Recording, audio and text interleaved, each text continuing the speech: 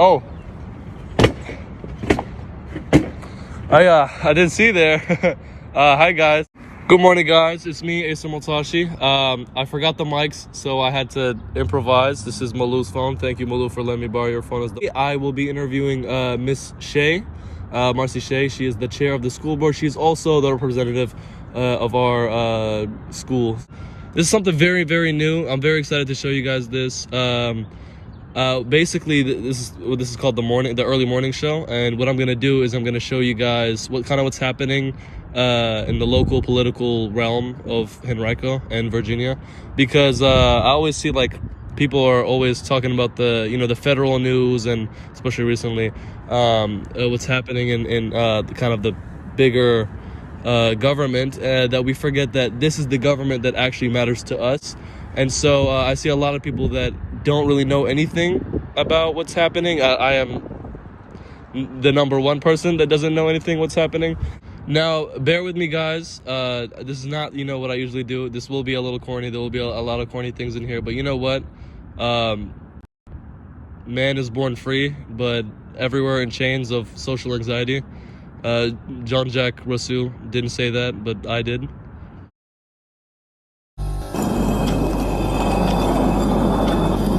I'm doing this segment because I believe that an informed public is a vital requisite for the protection of the freedom of the people. That was kind of tough, wasn't it? Did we get that on camera, y'all? Did we get that on camera? Guys? All right, guys?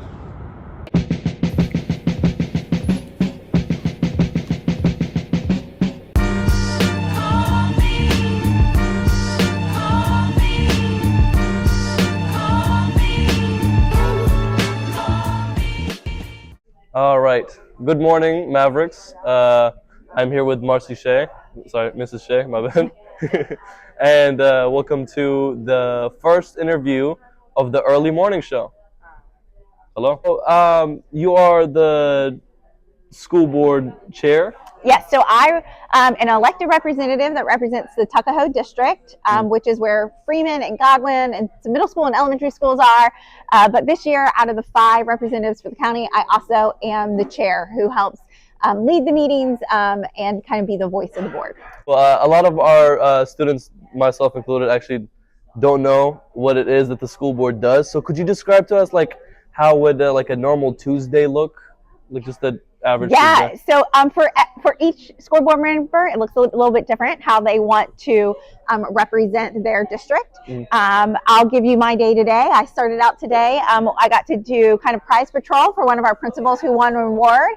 And then I went over to the county government to meet with Mr. Rogish and talk with some of the budget office and talk about a budget meeting coming up next week. I ran by home because I have a sick kid at home because I'm a mom too. Yeah.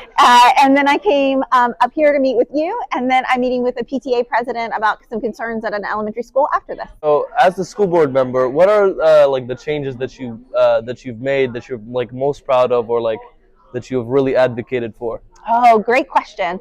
So most recently, I tried to advocate for some enrollment relief for Freeman, to move a small pocket from Freeman to Godwin on the boundary. That did not go through last night, and so I'll continue to advocate for Freeman. I'm talking with Dr. Marshall in a little bit about what extra supports, since we can't move any students out of the building next year, what extra supports in terms of perhaps extra teachers or whatever else could we have to help release some kind of logistical concerns. Another thing I advocated for a handful of years ago was to get rid of class rank, and to kind of change how we look at GPA and class rank, from the aspect of many colleges aren't using class rank for admissions to school, or if you do provide it, they'll it doesn't often benefit students. Sometimes it could hurt students. And so, but also from trying to relieve some of that pressure to feel like you have to take every AP class if it isn't a good fit for you. And so really looking at like all of those aspects, both in terms of academics and mental health and that sort of thing. And so there's been some other things throughout the years, but I think class rank, from being a former teacher at Freeman and having that kind of AP perspective and, you know, kind of all the things, I'm pretty proud of that advocacy. So, what were some challenges that you faced while making this during this last night's discussion? Actually, I'm one of 5 voices. And so in order to make any decisions as a school board, at least 3, so a majority, at least 3 have to agree. It's really trying to help my colleagues understand the nuances of my division when I'm trying to, or my schools in my district when I'm trying to advocate for a resolution. And sometimes they understand those and sometimes they don't. And so it's really trying to find common ground. Oh, what was your like argument for the overpopulation of these? Yeah, great question. So Freeman's at 105%, almost 105% of functional capacity. It's the highest in the county. The only one in September enrollments of all of our 74 school sites that was over 100% capacity. Freeman's been over capacity for 7 years. In the last 4 years, we've seen a decline in the enrollment at Godwin. They're in the 80%. And so once I saw the trend of kind of a few years over year, right, we don't want to make an adjustment for one blip, but that was a trend. It was, hey, here's perhaps not an easy, it's never easy to move students, but here's perhaps a straightforward, doable solution that could be implemented in, you know, a fairly, in the world of bureaucracy, a fairly quick timeline that could provide some real relief, but also reunite some of these elementary school feeder patterns that got broken up 15 years ago, and like kind of use that as a starting point. And so, yeah. One major thing in the discussion yesterday is that Tucker wasn't really mentioned. What happened there? What's the argument on that?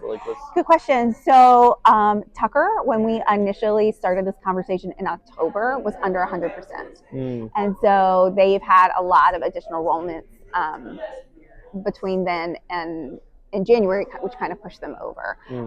And so that's a contrast to Freeman that's been over for 7 years, right? And so in October, when I initially brought this up publicly into the board, that wasn't part of the conversation. And then also their board member that's over that school, like I leaned to him for advocacy as to what his school needs most, and that at that time wasn't part of his advocacy. What is, if you could go into like further detail, what is the exact plan that you propose? Like how will these I read about grandfathering. How will grandfathering work? Well, no, now none of it's going to happen. Yeah. It's all gone. So I don't know. Yeah. I don't know. Is there no chance for like another meeting about it, or? Yeah. So right now it's kind of iced, if you will. It's tabled until fall. What can the students like Freeman? What can we do to maybe kind of bring this issue back to the table? Yeah, I think bringing your real life lived experiences at Freeman to the board so that they understand. Some students and some teachers offered some emails and words of support that were like really powerful to me about how being over capacity has had tangible impacts on student outcomes over the past, five or so years. And so continuing to elevate that voice on this is still a problem. I think with the facilities at Freeman, people don't understand what the facilities at Freeman really look like, right? And so the reality of going to school in a building that's 80 years old, right? There's lots of great things about Freeman. There's lots of struggles that brings as well, right? And so bringing that to light, like Freeman is not currently on any scheduled rebuild. It is not on the list right now for renovations or rebuild.